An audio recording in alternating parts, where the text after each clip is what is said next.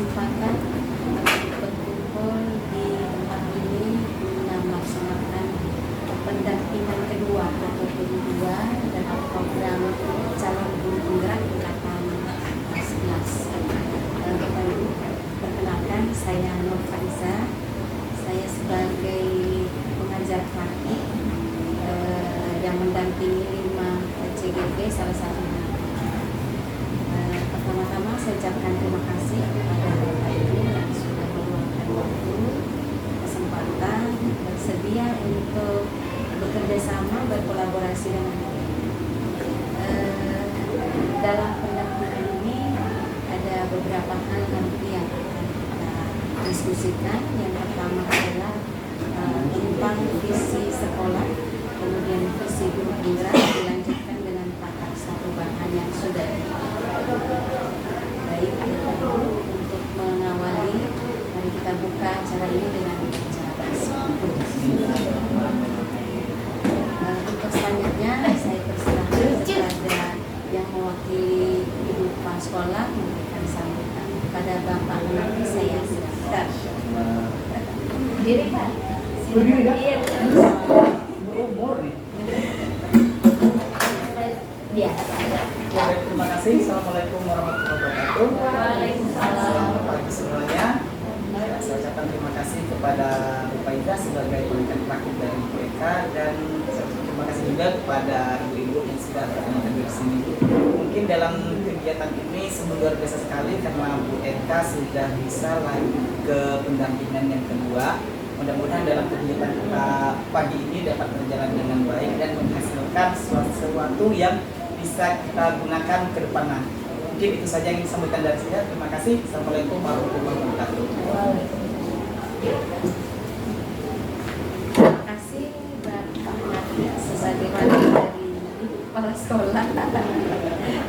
Ya, baik Bapak Ibu, untuk selanjutnya kesempatan saya persilakan kepada Bu Eka untuk membukakan atau memandu diskusi kita pada hari ini. Silakan Bu Eka. Bisa langsung. Ya, boleh. Terima kasih atas waktunya Ibu Nur Faiza dan Bapak Hanafi selaku yang mewakili kepala sekolah, karena kepala sekolah kami tidak hadir karena berhalangan pelatihan Ibu pada aksi kepala sekolah. Sebelumnya ini adalah satu rancangan yang saya buat demi kemajuan sekolah, khususnya di jurusan saya Ibu, di akuntansi. Jadi untuk visi ini adalah visi sekolah yang saya anggap sudah tidak usah saya tambahkan, tetapi di dalamnya aja saya tambahin prakarsa perubahan seperti itu. Karena di dalam visi sekolah di situ telah tertuang visinya adalah menjadi pusat pendidikan dan pelatihan kejuruan yang unggul, berkompeten dan beriman. Di mana di dalam visi ini sudah tercakup karakter yang memang kita inginkan di profil pelajar Pancasila, di mana unggul bisa kita katakan dia sebagai karakter yang mandiri, berinovasi, berpikir kritis, berkompeten seperti itu Bu, karena kami ada di SMK, karena memang hasil ujungnya anak SMK adalah menciptakan anak-anak yang berkompeten sesuai dengan program keahliannya masing-masing.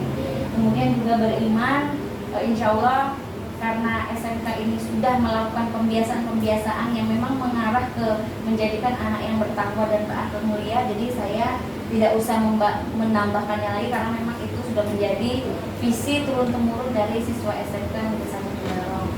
Adapun prakarsa perubahan yang ingin saya canangkan atau yang saya bentuk, yaitu saya ingin merancang kegiatan yang mendorong siswa menjadi generasi yang mandiri, berpikir kritis serta mampu mengelola pekerjaan berbasis teknologi. Jadi di sini saya akan merancang kegiatan di mana saya ada di program keahlian akuntansi seperti itu. Jadi memang di dalam praktikum ada mapel praktikum akuntansi perusahaan jasa dagang manufaktur yang tadinya berbasis manual, berbasis kertas, coba saya rancang karena memang kita harus bersanding dengan kebutuhan dunia usaha dan industri yang memang semua sudah dikerjakan berbasis digital Ibu.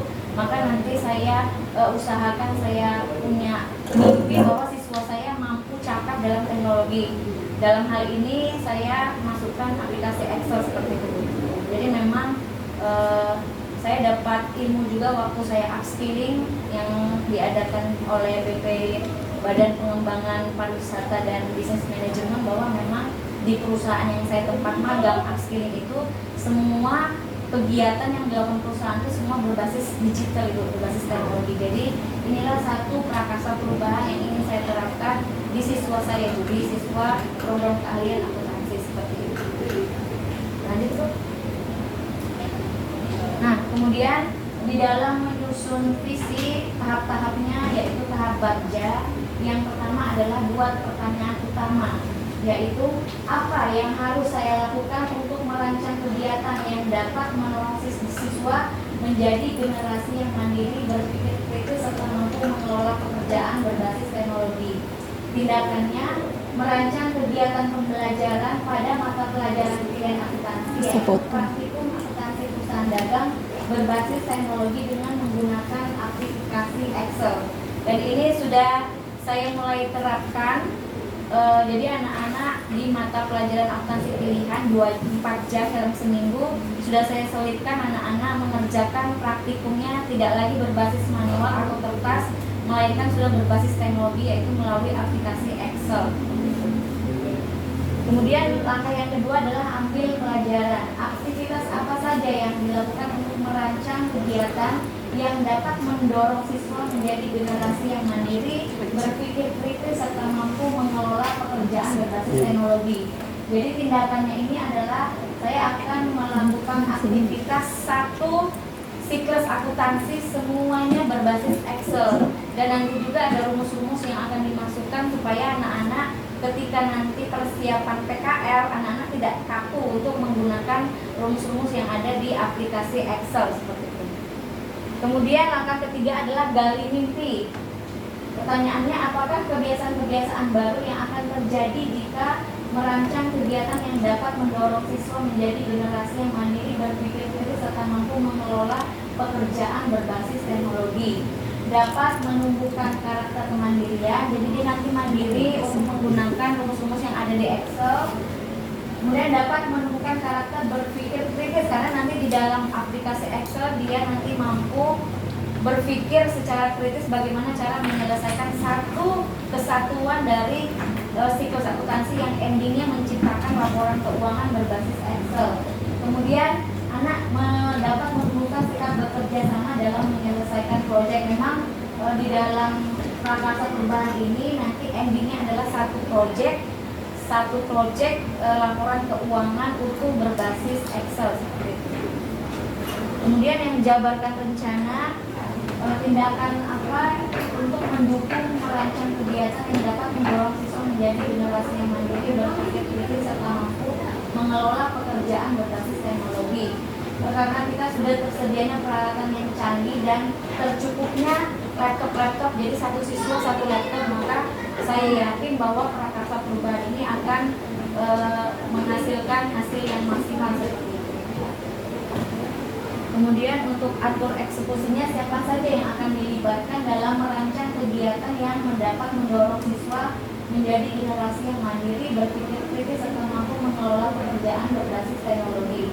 Di sini yang akan dilibatkan adalah kepala sekolah, kepala program keahlian, kepala bengkel, dan teman sejawat. Di mana yang dilibatkan ini adalah satu kesatuan di dalam hukum kami, komunitas kami, yaitu komunitas akuntansi di SMK Negeri 1. Seperti itu. Jadi itulah runtutan dari prakarsa perubahan yang ingin saya terapkan di siswa kelas 11 SMK Negeri 1, khususnya di program keahlian akuntansi. Terima kasih. Assalamualaikum warahmatullahi wabarakatuh. Waalaikumsalam warahmatullahi wabarakatuh. Yang pertanyaannya dari sini. Oh, pertanyaannya apa bunyi boleh? Pertanyaan bunyi boleh? Sebenarnya ini evaluasi. Oh, ini terkait visi ya, saya ini ya. Kalau misalnya tadi kan untuk menguji aja apakah visi sekolah kita sudah sesuai dengan cita-cita kita. Oh iya, seperti itu. Ya. Baik, saya kembalikan lagi bahwa memang visi SMK 1 adalah menjadi pusat pendidikan dan pelatihan kejuruan yang unggul, berkompeten dan beriman. Menurut Bapak Ibu, apakah visi dari SMK 1 ini sudah sesuai dengan apa yang Ibu harapkan, apa yang Ibu mimpikan untuk murid-murid kita ke depannya seperti itu? Apakah ada yang perlu ditambahkan dari visi itu, ataukah bagaimana? Seperti itu menurut Ibu. Mungkin ada salah satu yang mau berbagi terkait visi sekolah kita. Silakan Bu Eka. Sebenarnya kalau misalnya saya melihat di sini, jujur saya masih baru di sini Bu ya. Saya pun masih mempelajari terkait visi yang ada di sini. Cuman untuk SMK memang arahannya kan ke juruan ya, memang ya itu sudah termasuk di dalam SMK. Dan untuk berkompeten, beriman, unggul itu saya rasa juga sudah masuk dalam profil karakter pelajar Pancasila gitu. Jadi saya rasa cukup sudah bisa mengikuti perkembangan zaman juga saat ini sesuai dengan kodratnya juga, Sesuai dengan kodrat zaman ini ya. Bagaimana yang lain Pak Nafi? Kalau menurut saya sih sudah bagus Bu. Mungkin hanya dari ya keterlibatan semua guru untuk lebih lebih maksimal agar sih disebut meningkatkan dimensi profil pelajar Pancasila tadi. Terutama tentunya berkolaborasi. Iya, betul. Mungkin dengan adanya kegiatan P5 yang sudah dimusyawarahkan kemarin kan salah satunya kami pilih kegiatannya berdemokrasi ya, Iya, sekarang suara demokrasi ya. Sudah dirapatkan itu, jadi sudah terbentuk koordinator dan fasilitator yang dimana memang isinya menumbuhkan siswanya berkarakter profil Pancasila. Salah satunya apa yang P5 itu? Kreatif dan berpikir. Oh iya, kreatif dan berpikir demokrasi. Mungkin dari Fasil ada yang ditambahkan? Ya, sorry maaf untuk mengajar praktek soalnya. Oh iya, amin ya. Amin, Maaf ya. amin. Fasil struktur. Iya, itu. Ya, baik Bapak Ibu, saya kesini. Ya. Oke, mungkin boleh kita tepuk tangan dulu Bu. Mantap, keren. Alhamdulillah ya. Saya belum. Ya, Alhamdulillah apa yang sudah disampaikan Bu Eka merupakan turunan atau langkah menuju untuk mensukseskan visi sekolah. Ya, jadi di sini saya lihat visi sekolah adalah menjadi pusat pendidikan dan latihan kejuruan unggul, kompeten dan beriman. Nah, di sini prakarsa perubahannya adalah menjadi generasi mandiri, berpikir kritis serta mampu mengolah pekerjaan berbasis teknologi. Jadi prakarsa perubahan yang sudah dibuat Bu Eka ini adalah sebuah rancangan yang untuk mensukseskan visi, ya, dan sudah termaktub di dalam visi. Ya, luar biasa. Mudah-mudahan nanti prakarsa perubahan ini bisa betul-betul dilaksanakan, dan tentu prakarsa ini tidak yang dibuat Bu Eka tentu tidak bisa berjalan dengan sendirinya. Artinya tentu membutuhkan kolaborasi dengan Bapak Ibu, dengan ya di situ tadi ada orang-orang yang terlibat di dalamnya, ada kepala sekolah, kepala bengkel, dan rekan sejawat juga ada. Jadi ini merupakan salah satu saja, dan saya yakin Bapak Ibu juga punya prakarsa perubahan untuk memajukan sekolah kita. Ya, Bapak Ibu, saya ucapkan terima kasih. Itu saja penguatan dari saya. Intinya untuk mencapai visi sekolah tentu adalah kolaborasi, itu yang disampaikan tadi itu, bahwa bagaimana kita kerjasama untuk mewujudkan cita-cita sekolah, ya, dan ujungnya tak lain adalah murid dan Iya. nah, baik, terima kasih Bapak Ibu, saya ucapkan terima kasih kembali dan mohon maaf jika dalam pelaksanaan ini ada kekurangan. Saya ini wassalamualaikum warahmatullahi wabarakatuh. Waalaikumsalam warahmatullahi wabarakatuh.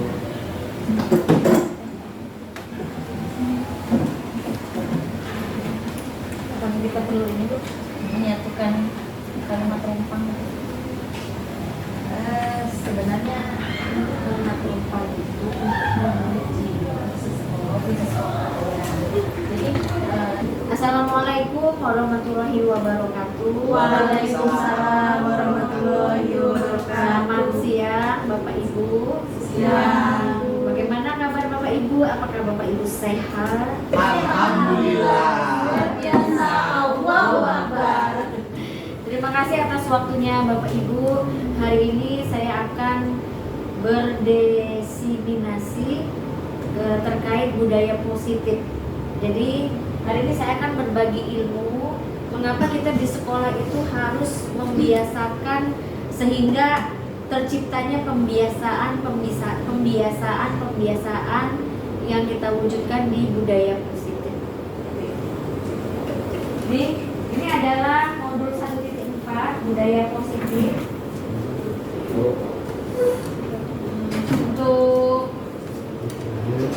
Nah, sebelum saya masuk kepada budaya positif, ada pertanyaan pemantik. Yang pertama, jawab apakah Bapak Ibu setuju atau tidak setuju, seperti itu ya. Hukuman dapat mendisiplinkan anak. Tidak setuju. Tidak setuju? Tidak. Mau setuju sih, tapi pilihan hanya itu. Pemberian hukuman dengan hal positif seperti membaca atau membersihkan halaman sekolah dapat meningkatkan disiplin anak. Setuju. Memberi penghargaan dapat meningkatkan motivasi belajar anak. Tidak setuju. Saya. Sebenarnya setuju sih. Iya, tapi bingung juga kan. Enggak langsung dari motivasi dirinya, mulai dari prinsip dirinya gitu, karena ada hal yang diinginkan. Baik, kita lihat sama-sama ya. Nanti jawabannya pemantik tadi akan saya jabarkan lagi di materi selanjutnya. Pembelajaran 2.1 disiplin positif dan nilai-nilai kebajikan universal. Di sini ada perubahan paradigma. Mari kita coba praktekkan ya secara singkat. Ada A dan B, Anda dan teman Anda. Sobeklah secari kertas kecil. Kayaknya tidak sering ya. Terserah ya, nggak masalah. Sobeklah secari kertas kecil, tuliskan benda atau sesuatu yang sangat berharga untuk Anda. Letakkan di salah satu tangan Anda dan genggam dengan segala daya. Genggam. Dan semua tenaga nih. Teman Anda B itu mencoba untuk membuka tangan Anda. Apakah itu akan terbuka, Bapak Ibu? Tidak. Apa yang menyebabkan itu tidak terbuka? Karena saya tidak mau. Karena dari diri kita sendiri Ya, ya. menolak itu ya. Ya, menolak itu. Itulah filosofi dari genggaman tangan ini, bahwa yang bisa membuka genggaman tangan itu bukan teman kita, tetapi kita sendiri, seperti itu. Jadi kalau kita tidak kuat, maka terbukalah tangan itu, maka tersampailah yang kita anggap berharga tadi ternyata tersebar seperti itu. Tapi kalau hati kita kuat untuk menutupnya, tidak mau terbuka, ya kita tetap pada jati diri kita sendiri, tetap teguh seperti itu. Nah, ini ada perubahan paradigma teori kontrol dan teori pilihan. Ilusi guru mengontrol murid, ilusi bahwa kritik dan membuat orang merasa bersalah dapat menguatkan karakter, ilusi bahwa semua penguatan positif efektif dan bermanfaat, ilusi bahwa orang dewasa memilih hak untuk memaksa. Perubahan paradigma stimulus respon, teori kontrol atau teori pilihan. Siapa sesungguhnya yang memiliki kontrol? Di situ ada dua bagan. Mari kita perhatikan antara stimulus respon dengan teori kontrol. Yang pertama, kita mencoba mengubah orang agar berpandangan sama dengan kita. Teori kontrolnya, kita berusaha memahami pandangan orang lain tentang dunia. Perilaku buruk dilihat sebagai suatu kesalahan. Terus teori kontrolnya, semua perilaku memiliki tujuan. Orang lain bisa mengontrol saya, hanya Anda yang bisa mengontrol diri Anda. Saya bisa mengontrol orang lain, Anda tidak bisa mengontrol orang lain. Pemaksaan ada pada saat bujukan gagal. Kolaborasi dan konsensus menciptakan pilihan-pilihan baru. Model berpikir menang atau kalah, model berpikir menang. Jadi ini perubahan paradigma, Bu ya. Kemudian ini adalah bagian dari disiplin positif. Disiplin positif ini adalah merupakan pembiasaan baik, terus juga merubah kata-kata negatif menjadi kata-kata yang lebih positif. Di sini kita lihat bahwa semua perilaku memiliki tujuan, kemudian motivasi ekstrinsiknya ada di situ untuk menghindari hukuman, untuk mendapatkan imbalan, dan untuk menghargai diri sendiri. Nah, kemudian kita di sini posisi kontrol. Nanti saya jabarkan masing-masing. Ada 5 posisi kontrol. Yang pertama adalah sebagai penghukum, sebagai pembuat rasa bersalah, sebagai teman, sebagai pemantau, dan sebagai manajer. Nah, 5 posisi kontrol ini ada kata kunci yang harus kita pahami. Kita ada di posisi yang mana? Apakah kita seorang guru adalah posisi sebagai penghukum? Apakah kita sebagai guru adalah posisi pembuat rasa bersalah? Apakah kita sebagai guru ada di posisi teman, ada di posisi pemantau, dan ada di posisi manajer? Jadi 5 posisi kontrol ini yang paling terbaik adalah posisi kita sebagai manajer. Kita tidak mencari kesalahan anak, tetapi kita mengembalikan anak itu kepada keyakinannya lagi. Misalnya, ada anak yang suka terlambat. Kita tidak boleh langsung menjudge bahwa anak itu adalah nakal misalnya. Tidak menaati peraturan untuk datang tepat waktu. Kita langsung menjudge, membuat dia merasa bersalah, sehingga dia balik badannya. Setelah kita membuat dia merasa bersalah, dia akan merasa menjadi orang yang gagal seperti itu. Tetapi kalau kita posisi kontrol kita sebagai manajer, kita bukan membuat dia merasa bersalah, bukan juga mencari kesalahannya, tetapi kita kembalikan di posisi keyakinannya, yaitu seorang yang bisa bertanggung jawab. Jadi nanti ada kata kunci yang mengembalikan ke keyakinan anak nanti. Kemudian untuk 5 kebutuhan dasar manusia, ada bertahan hidup, ada penguasaan, kasih sayang, kesenangan, dan kebebasan. Kadang-kadang kita melihat siswa kita itu bertindak yang tidak sesuai aturan. Ternyata setelah kita telusuri, ternyata ada beberapa kebutuhan yang tidak dia dapatkan.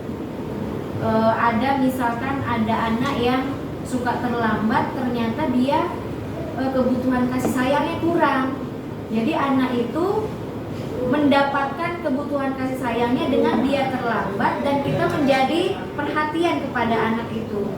Nah, jadi untuk anak yang sifatnya di luar dari pembiasaan positif, maka kita cari kebutuhan apa yang dia tidak dapatkan, sehingga dia berbuat yang tidak sesuai dengan perilaku-perilaku yang baik seperti itu.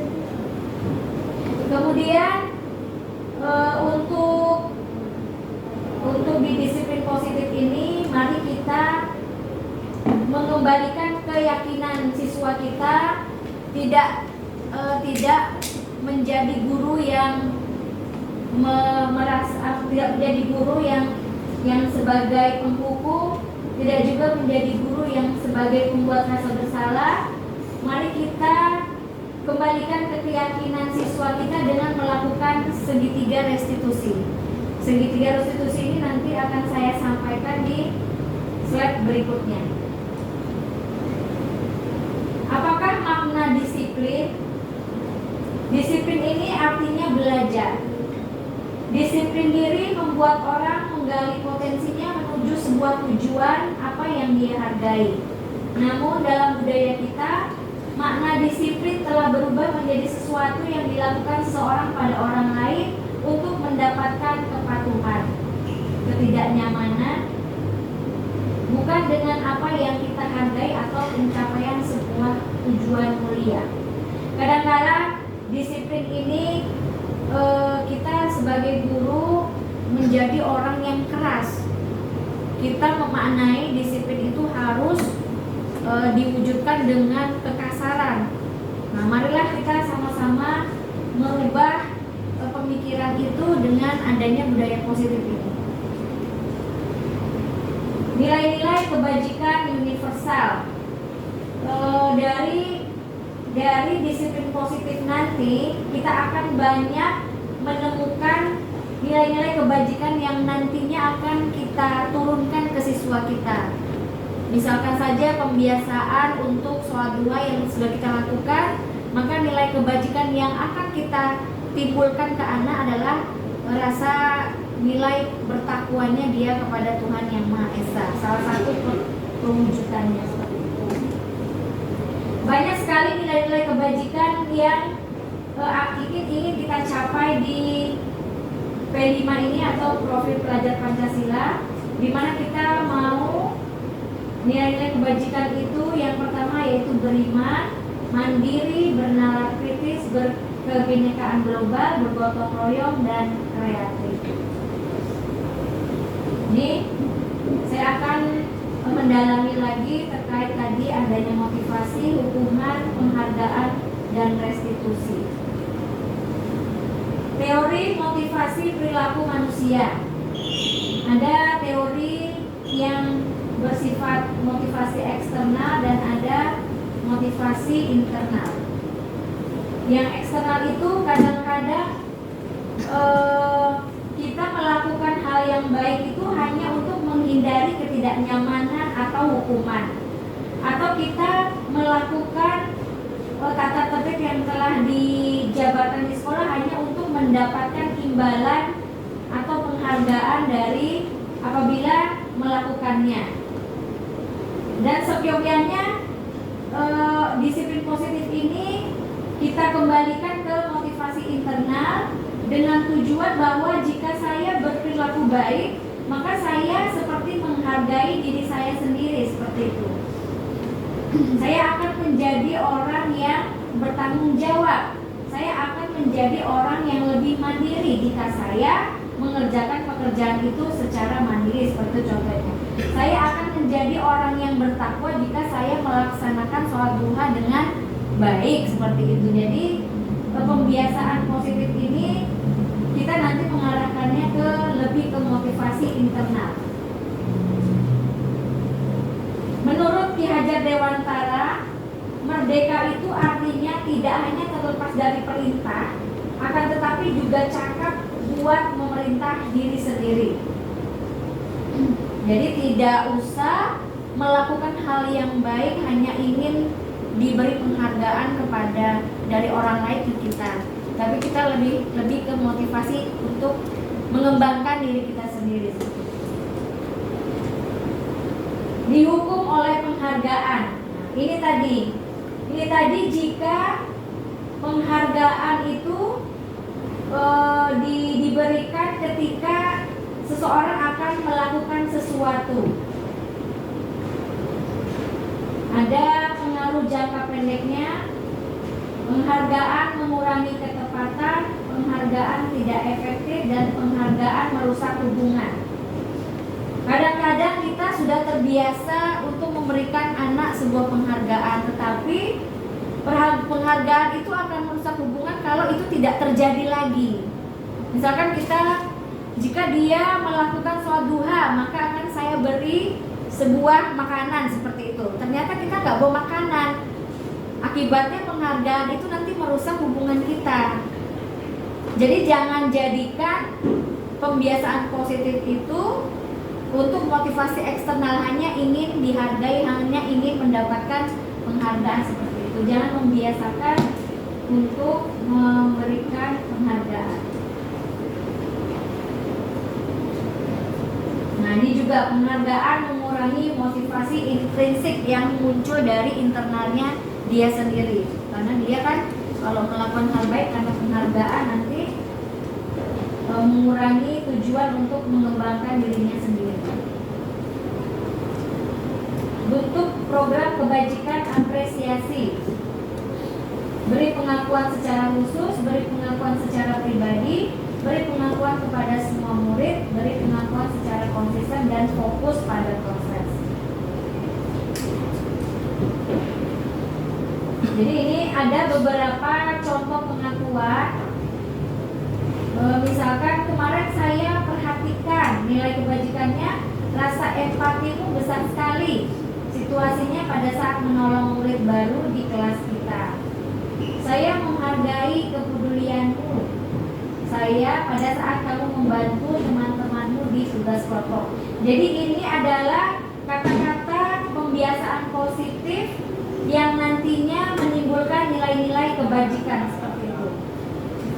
Ada 3 kata ajaib, yaitu minta maaf, terima kasih, dan minta tolong. Jadi 3 kata ajaib itu sangat berperan baik untuk memunculkan nilai-nilai kebajikan di kehidupan sehari-hari. Nah, ini tolong ibu, bapak ibu menebak dari beberapa tindakan guru yang mana masuk ke dalam hukuman, yang mana masuk ke dalam konsekuensi. Yang pertama, mencatat 100 kali di dalam buku kalimat saya tidak akan terlambat lagi karena terlambat ke sekolah. Apakah itu hukuman atau konsekuensi? Hukuman. Lari mengelilingi lapangan basket 2 kali karena terlambat hadir di sekolah. Apakah hukuman atau konsekuensi? Hukuman. Murid diminta untuk push up 15 kali karena tidak menggunakan masker ke sekolah. Hukuman atau konsekuensi? Hukuman. Menggantikan kertas tugas teman yang telah dicoret-coret. Konsekuensi. Membersihkan tumpahan air di meja tulis karena tersenggol pada saat belajar. Konsekuensi. Murid disuruh untuk tidak mengenakan sepatu seharian di sekolah karena tidak mengenakan sepatu hitam. Hukuman. Lari mengelilingi lapangan basket 2 kali karena terlambat 10 menit untuk pelajaran PJOK. Hukuman atau konsekuensi? Hukuman. Nah, mari kita lihat bersama-sama apakah jawaban Bapak Ibu benar atau tidak ya. Bagaimana? Jadi hukuman itu hanya pada 1 orang saja. Berfokusnya hanya yang tidak ada kesepakatan antara kedua belah pihak. Jadi hukuman itu lebih ke merugikan satu pihak seperti itu. Tidak bermakna. Ya, dan tidak bermakna itu adalah hukuman. Konsekuensi menggantikan kertas tugas teman yang telah dicoret-coret, kan bukan hukuman ya. Tapi sudah ada kesepakatan bahwa kalau saya mencoret bukumu, saya akan bersedia untuk menggantinya. Ini ya. Hukuman, ini ada perbedaan antara hukuman dan konsekuensi. Hukuman itu sesuatu yang menyakitkan harus terjadi. Konsekuensinya sesuatu harus terjadi. Membuat anak sakit untuk jangka waktu yang lama. Hukuman itu membekas loh Bapak Ibu. Jadi alangkah baiknya hukuman ini kita ganti dengan restitusi yang mengembalikan keyakinan anak seperti itu. Ada banyak sekali contoh-contoh hukuman seperti marah, rasa bersalah, dipermalukan, merasa tak dihargai. Konsekuensinya kehilangan hak, dibuat tidak nyaman, diakhirkan untuk sementara. Hukuman dan konsekuensi ini sama-sama hampir mirip ya. Hanya saja hukuman ini lebih membuat anak merasa gagal seperti itu. Apa itu restitusi? Restitusi adalah proses menciptakan kondisi bagi murid untuk memperbaiki kesalahan mereka sehingga mereka bisa kembali pada kelompok mereka dengan karakter yang lebih kuat. Restitusi juga merupakan proses kolaboratif yang mengajarkan murid untuk mencari solusi untuk masalah mereka dan membantu murid yang mereka ingin, seperti apa yang mereka ingin menjadi, dan bagaimana mereka harus memperlakukan orang lain. Jadi dalam hal ini kita sebagai guru setidaknya tidak boleh membuat anak merasa bersalah dan tidak boleh juga membuat anak merasa gagal dengan adanya hukuman dan konsekuensi tadi. Marilah kita kembalikan keyakinan anak, tidak mencari kesalahan anak, dan tidak berkata-kata yang membuat anak merasa gagal. Nah, hal ini untuk mengembalikan ke keyakinan anak, mari kita lakukan yang namanya segitiga restitusi.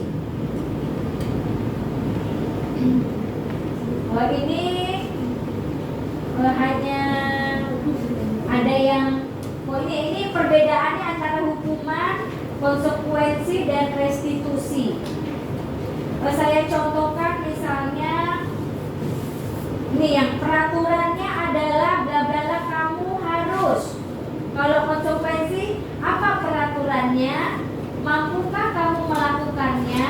Terima kasih. Nah, untuk yang restitusi, apa yang kamu yakini, apa yang bisa kamu lakukan untuk memperbaiki masalah ini. Jadi restitusi ini mengembalikan ke anak, solusinya juga dari anak, seperti itu. Kita tidak mencari kesalahannya, hanya membantu mengembalikan ke keyakinan awal si anak. Misalnya saja, ada siswa yang tidak mau ikut pentas seni bersama teman-temannya karena dia merasa malu. Seperti itu kan, dia tidak mau tampil. Kita tidak langsung membuat anak itu, kenapa kamu tidak mau tampil? Kenapa? Membuat anak itu merasa gagal dan kurang rasa percaya dirinya. Nah, kita lakukanlah restitusi, kita kembalikan keyakinannya, kita tanyakan. Nanti ada 3 langkah yang harus kita jalani di segitiga restitusi. Intinya kita tidak mencari kesalahan kenapa anak itu tidak ikut pentas seni, tapi kita mengembalikan ke keyakinannya bahwa di dalam kelas itu sudah disepakati bahwa harus bekerja sama, bertanggung jawab. Nah, itu yang kita kembalikan. Rasa keyakinan nilai tadi yang ingin kita kembalikan ke anak yang tidak mau tadi ikut pentas seni bersama teman-temannya. Ini 9 ciri-ciri restitusi. Bukan untuk menebus kesalahan, namun untuk belajar dari kesalahan. Yang kedua, memperbaiki hubungan. Tawaran bukan paksaan. Restitusi menuntut untuk melihat ke dalam diri. Restitusi mencari kebutuhan dasar yang mendasari tindakan. Restitusi diri adalah cara yang paling baik. Restitusi fokus pada karakter bukan tindakan. Restitusi fokus pada solusi. Restitusi mengembalikan murid yang berbuat salah pada kelompoknya. Jadi di sini tidak ada proses yang membuat anak itu merasa gagal, tetapi kita mengembalikan ke keyakinan dirinya. Mencari solusi bukan mencari masalah anak. Ini adalah keyakinan kelas. Mengapa tidak peraturan saja? Mengapa harus keyakinan kelas? Seperti kita melihat mengapa kita memiliki peraturan harus menggunakan helm bila mengendarai kendaraan roda 2. Mengapa kita memiliki peraturan 3M menggunakan masker, mencuci tangan, dan menjaga jarak? Mengapa kita memiliki peraturan harus datang tepat waktu? Nah, pertanyaan-pertanyaan inilah yang mendukung untuk mengembalikan motivasi intrinsiknya, yaitu kembali ke nilai-nilai keyakinan. Sekarang saya tanya, untuk pertanyaan yang satu, mengapa kita memiliki peraturan harus menggunakan helm bila mengendarai kendaraan roda 2? Nilai apa yang akan kita terapkan jika kita menggunakan helm? Ya, keamanan, keselamatan. Nah, seperti itu. Seperti itu juga pelaksanaan restitusi, mengembalikan ke nilai kebajikan. Ini budaya positif terbentuk dari adanya lingkungan positif, adanya keyakinan kelas, dan adanya peraturan kelas. Baiknya untuk Bapak Ibu guru di awal pembelajaran bersama-sama dengan siswa membuat keyakinan kelas. Jadi bersepakat apa keyakinan apa yang akan kita yakini di dalam kelas seperti itu, sehingga nanti kalau dia keluar dari keyakinannya kita kembalikan. Kemarin sudah membuat keyakinan seperti apa. Jadi kita tidak mencari kesalahan tetapi mengembalikan ke keyakinan kelas tadi. Yang mana merupakan keyakinan kelas dan mengapa? Kesepakatan kelas. Datang tepat waktu, mengucapkan salam, menjaga kebersihan sekolah, berdoa sebelum dan sesudah kegiatan, aktif dalam pembelajaran dan tertib. Jadi biasakan untuk membuat keyakinan kelas dengan kata-kata yang positif. Misalkan tidak boleh terlambat, itu kan kata-kata negatif, tapi kita ganti dengan datang tepat waktu, seperti itu. Misalkan lagi tidak boleh membuang sampah sembarangan, kita ganti dengan menjaga kebersihan kelas, seperti itu. Jadi buatlah kata-kata positif dengan harapan pembiasan-pembiasan positif itu menjadi motivasi intrinsiknya murid-murid kita. Oh, ini ada pendalaman keyakinan kelas kabel T dan kabel B.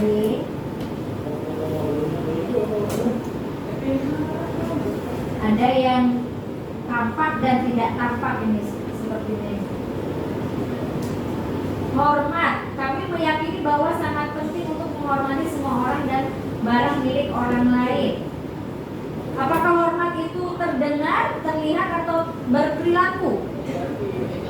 Hormat, berperilaku ya, jadi dia tampak. Hormat ini tampak, misalkan dia memberi salam kepada guru. Nah, apakah itu berperilaku hormat yang tampak, berperilaku? Siswa mengucapkan salam kepada guru sebelum pelajaran dimulai. Berarti kan itu dia tampak, hormat yang tampak. Hormat nih tampak seperti datangnya tepat waktu, tidak tampak hormatnya sering hadir terlambat. Jadi keyakinan kelas ini dia dibentuk dengan kata-kata yang positif, tidak ada kata negatif. Menyapa teman dengan guru setiap hari, tidak tampaknya berarti siswa itu acuh, tak acuh kepada teman dan guru. Satu lagi, mengembalikan barang teman yang telah dipinjam dan mengucapkan terima kasih, tidak tampaknya dia tidak mengembalikan barang yang telah dipinjam dan meletakkannya sembarangan. Jadi ini adalah pendalaman keyakinan kelas dengan tabel tampak dan tidak tampak. Nah ini sama-sama kita buat keyakinan kelas dengan peraturan ini, kita buat kata-kata positif. Yang pertama, selalu kembalikan buku ke tempatnya. Apa kata-kata positifnya? Selalu kembalikan buku ke tempatnya. Letakkan buku pada tempatnya. Mari kita lihat. Oh sorry. Ini keyakinan kelasnya, kita mau nilai kebajikannya apa? Yang pertama, selalu kembalikan buku ke tempatnya. Tanggung jawab. Dilarang mengganggu orang lain. Menghormati. Ya. Hadir di sekolah 15 menit sebelum pembelajaran dimulai. Tanggung jawab atau menghormati? Tanggung jawab.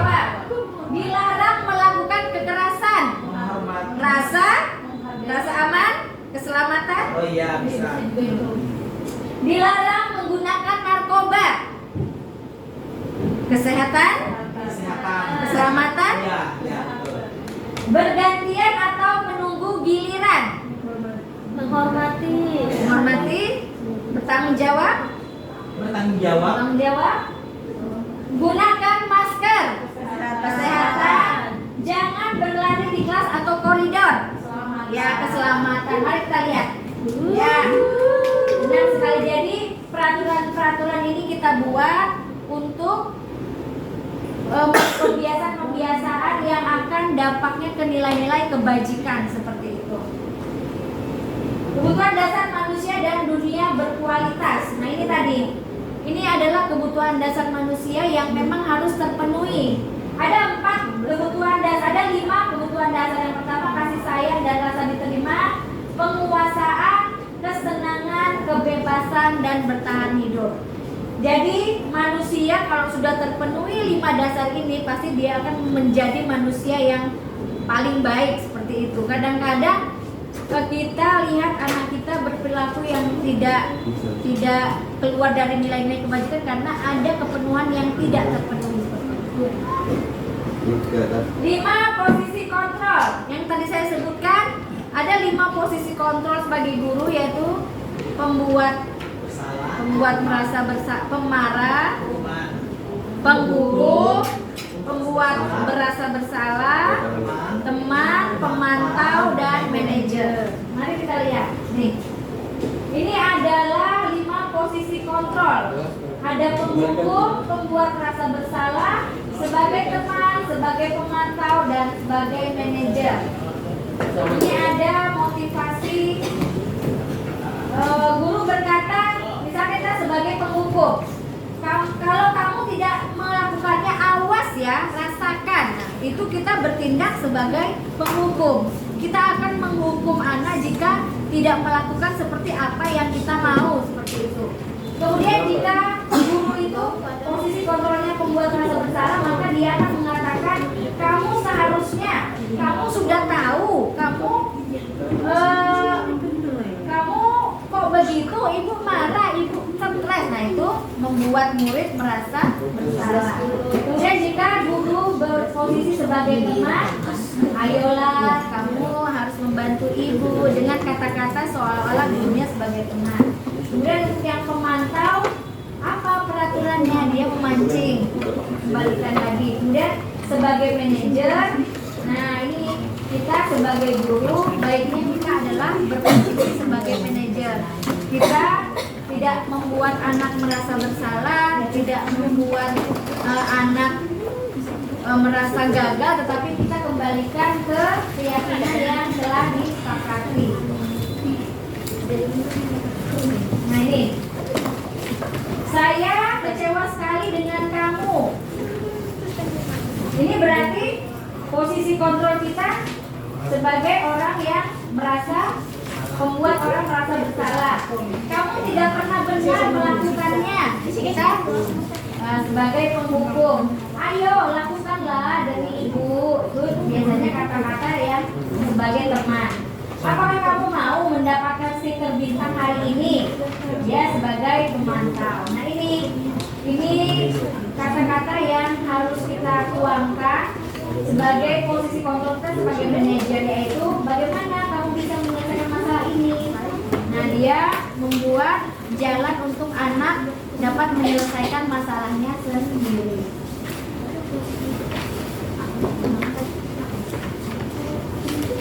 Ini ada konsekuensi dan hadiah jika kita memberi penghargaannya berupa hadiah seperti itu. Nah, ini segitiga restitusi yang tadi saya sampaikan, bahwa kita tidak boleh memberi hukuman konsekuensi, tapi kita menyelesaikan permasalahan itu dengan menggunakan segitiga restitusi. Jadi ada 3 langkah di segitiga restitusi. Yang pertama, menstabilkan identitas. Yang kedua adalah validasi kebutuhan, dan yang ketiga adalah menanyakan keyakinan. Untuk tahap yang pertama, yaitu menstabilkan identitas, ada kata kunci yang digunakan untuk menggali. Misalkan saja ada anak bersalah, kita panggil dengan kata-kata, semua orang pernah melakukan kesalahan. Ibu memanggil kamu bukan untuk mencari kesalahanmu. Nah, itu adalah kata-kata menstabilkan identitas seperti itu. Kemudian yang kedua adalah validasi kebutuhan.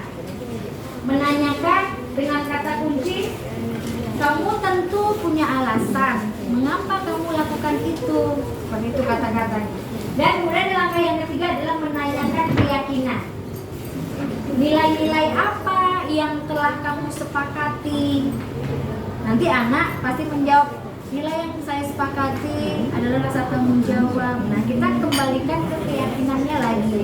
Jangan menjadi guru yang langsung membuat dia merasa bersalah, karena membuat siswa merasa bersalah berarti kita telah membuat anak itu merasa gagal. Nih, menstabilkan identitas. Ini adalah kata kunci yang akan kita gunakan ketika kita menggunakan segitiga restitusi. Guru berkata, berbuat salah itu hal yang manusiawi. Bapak tidak tertarik untuk mencari tahu siapa yang benar, siapa yang salah. Bapak tertarik untuk menyelesaikan masalah. Tidak ada manusia yang sempurna. Jadi ini adalah kata-kata kunci untuk melakukan segitiga restitusi di tahap menstabilkan identitas. Yang kedua adalah validasi kebutuhan. Kerjakan dulu. Jadi kita membantu murid mengenali kebutuhannya ketika dia melakukan kesalahan. Dengan kata kunci, apakah kamu bisa melakukan dengan lebih baik besok lagi? Kamu boleh tetap berusaha menjaga sikap itu, tapi tambahkan sikap yang lain yang baru.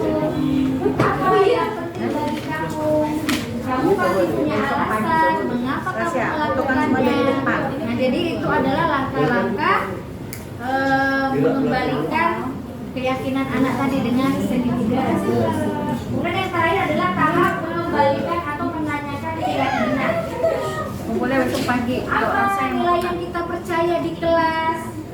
Kamu ingin menjadi anak yang seperti apa? Jadi nanti dia mengutarakan sendiri, sehingga dia akan mencari solusi atas perbuatan kesalahan tadi.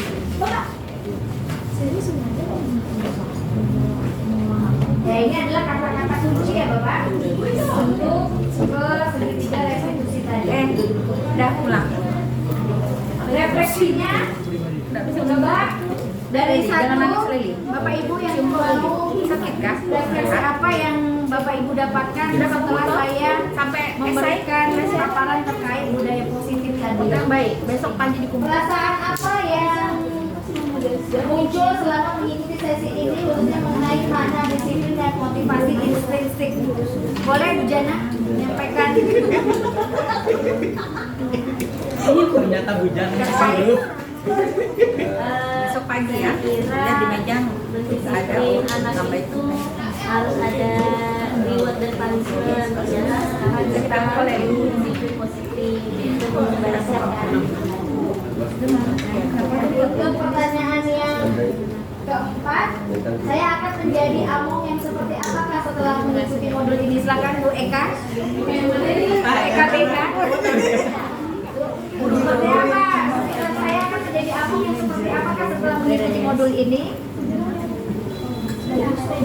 Sebagai manajer.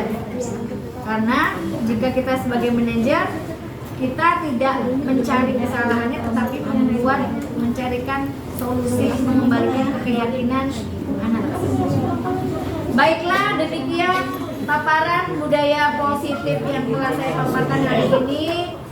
Marilah kita menjadi guru yang tidak memiliki posisi kontrol sebagai pemarah, yang tidak mempunyai posisi kontrol sebagai pembuat orang merasa bersalah, tetapi marilah kita sama-sama menjadi manajer yang berusaha tidak mencari kesalahan tetapi mencarikan solusi, dan juga tidak memberikan hukuman kepada anak, karena hukuman itu tidak mengembalikan anak menjadi baik tetapi membuat dia merasa gagal, seperti itu.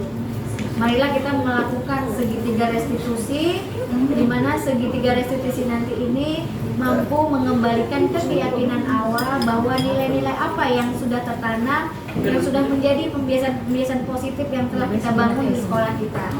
Terima kasih atas waktunya. Saya akhiri. Assalamualaikum warahmatullahi wabarakatuh.